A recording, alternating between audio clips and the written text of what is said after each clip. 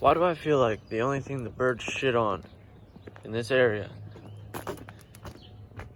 is my Duramax? Like, there's just bird shit all over this truck for no reason. No reason at all. Look at this. Dude, what the hell? Oh, I didn't even see that one. Maybe we should just fix this thing. Yeah, we've been talking about that for a while. Ugh. Anyway, good morning, everybody. It is day 5 of the No Tobacco Challenge. So, if you guys are just stopping in for the first time, so Cannadips basically reached out to me. We were talking, we were communicating. They asked, hey, are you able to go 30 days without tobacco? Now, I have regularly chewed long cut tobacco for roughly 8 years, like a can and a half a day. So, day 5, we are still freaking doing great. I'm running out of Cannadips, but I tell you, the mint yesterday, I was dipping a can of mint while we were working on the Jeep, and I was like, okay, so I know everybody's kind of like this.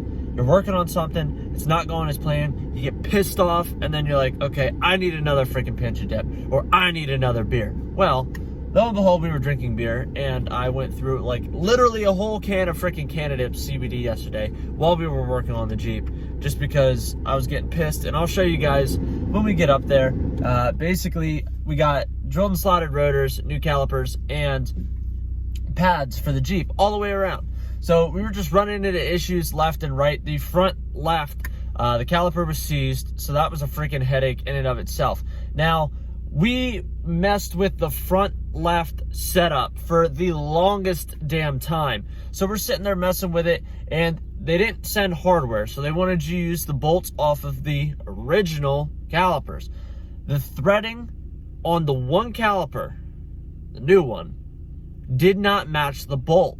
And that same bolt worked in the other caliper for the front right side, which is what was really confusing. And we're like sitting there doing whatever. I'm like, okay, well, we can send it home, but then we're kind of like fucked at that point. So we ended up moving on to the passenger side front.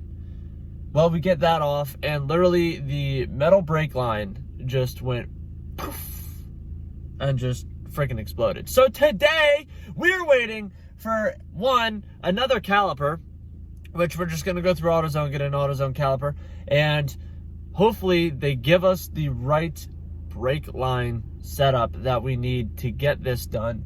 The rear rotors are actually like rusted fast to the back of the Jeep, so the calipers are already off of the rear, but man, nothing ever freaking goes as planned. But I tell you what, Cannadips has been holding down the fort for the past almost 5 days now. We've been sitting here trying not to do anything stupid. But I apologize for yesterday not recording a whole lot, so this video might be a little bit longer. Plus, I might do a NASCAR upload tonight as well. If you guys are going to be able to see this. Do you see that? So the Jetta's in drive. My foot is on the brake. I'm not touching anything at all. It's just jolting. We should probably really install that part that I have sitting in the back. This is going to be fun because, you know, like I said the other day, guys, this thing does jump when it's cold. So I have to make it up this driveway, which is all stone, and it doesn't look as steep as what it actually is. But all right, let's try to give this a whirl. Hopefully it doesn't geek the hell out on me, and hopefully there's no cars coming. Ugh. There we go. See, it's jumping. All right, but now once we're out here, it's gonna shift perfectly freaking fine. So I'm thinking before we start working on the Jeep today, maybe we should put that new part on the Jetta.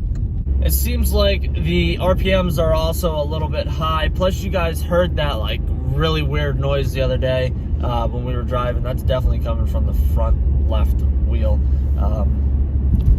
Yeah, I don't know. This Jetta's great, and honestly, like since we got it inspected, I've put 3,000 miles on that thing in like what, like 3 weeks, I put literally 3,000 miles on this car. So, one, it's due for an oil change. Two, I still need to install that freaking part. So, let's go to Sheetz, get our monsters, get coffee, hopefully maybe breakfast, depending on how many dipshits are in here.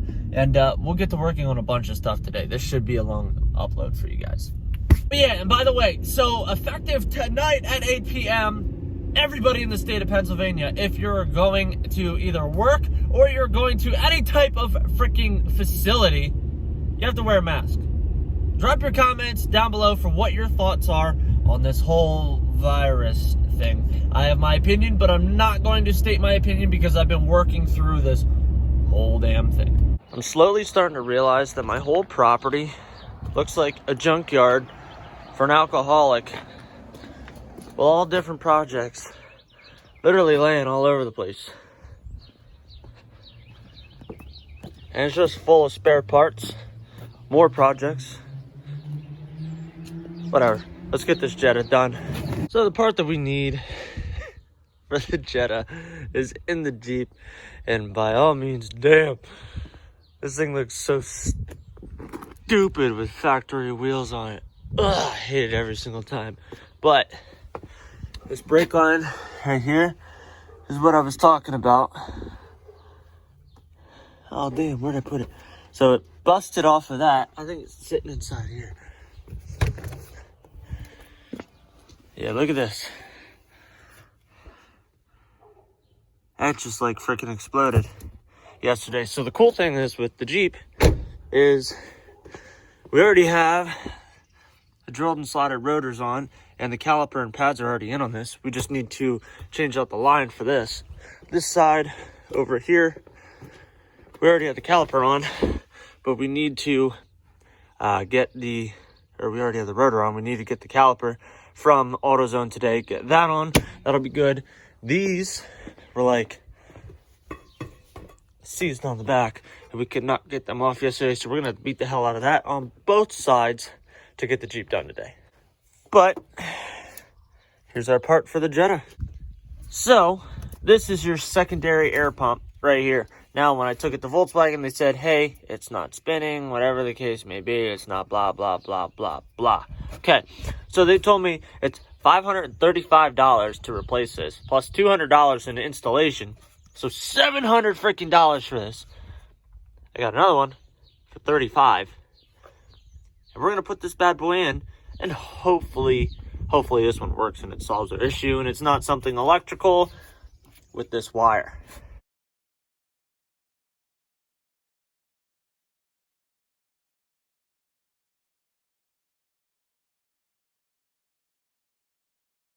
So I have really terrible luck. So this hose right here, when I went to go literally pull it off, it busted. So this is just fantastic news.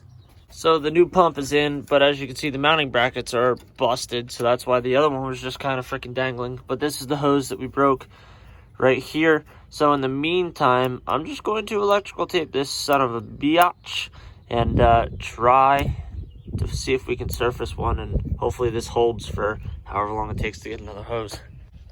So we are all electrical taped up in the meantime, but I'm going to try to jerry rig something together to hold that in place.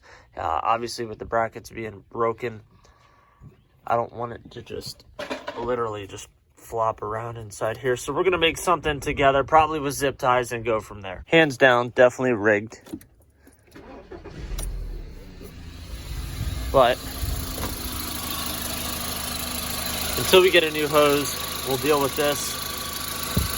It is zip tied just so it's not doing it, but to answer any questions, it's not sitting right on the hose. I actually have it to a point where like it's not gonna pop up either. So let's take this for a drive, see if we get the hesitation still coming out of the driveway. All right, really hoping that this solves it. Kind of frustrating, but nothing normally goes right, so that's completely okay. So we're getting ready to pull forward. Let's see if we're still jumpy. Okay, that was smooth. Remember this morning? There, still did it. I don't know if that's just maybe that's spinning on the driveway or not, but let's keep going for a little drive here. A bunch of hills up and down coming down this road, so let's test it out. Shifts seem to be smooth right here. Everything seems to be okay. We still have a check engine light, which I kind of assumed would be the case, but I'm gonna take it up this development right here. Sorry, I'm just blabbing, guys.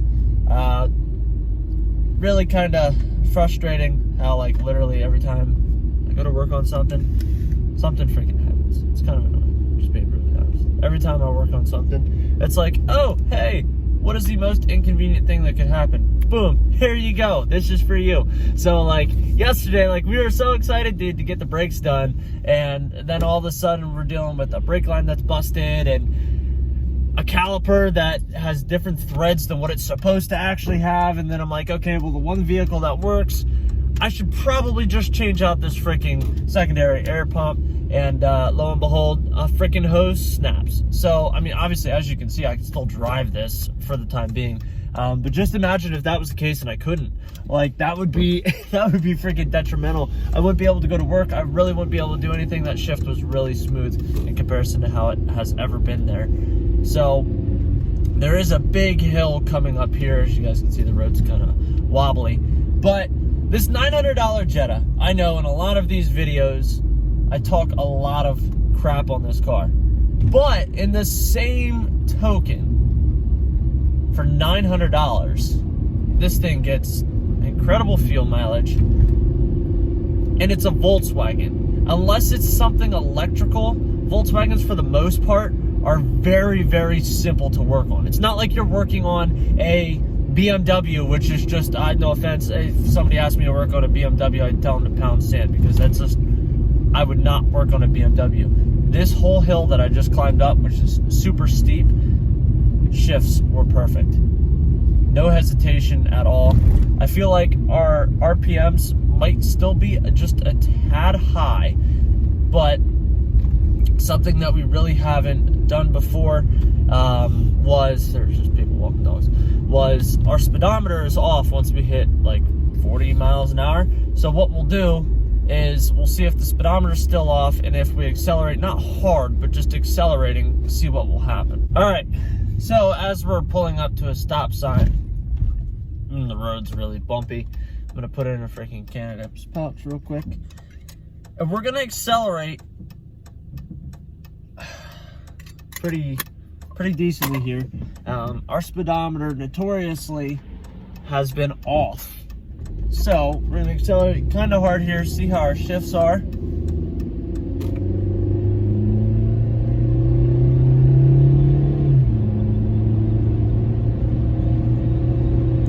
See if our speedometer works.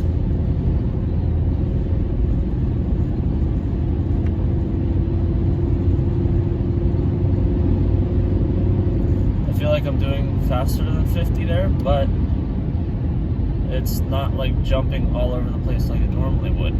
So, like, normally the speedometer would just go, once it hits 40, it would just go like that. So, you know, it's tough to say without like pulling up the app on my phone, tracking how fast we're going. But I definitely, like, right now, I feel like I'm going probably about 55, 60 miles an hour, and it's registering that I'm doing 51 consistently. But the transition and shifts were a lot smoother than what they have been in this car. So despite the fact of it having a check engine light, right now it seems like it's shifting better. So moral of the story, and what I'm getting to in this video, not only are we completing the day 5 video, but this $700 fix to the Volkswagen was just taken care of for 35 bucks. About 25 minutes of labor. And the tough thing is, obviously I broke a hose. Now, I'm sure I can find this freaking hose on Amazon, wherever, replacement, OEM replacement, some type of auto parts store for probably 20, 25 bucks. So, all in all, even with breaking something along the way, we are at 55 bucks. Let's just shoot it high. Let's just shoot it at 60. Let's just say we're at 60 bucks for the full repair.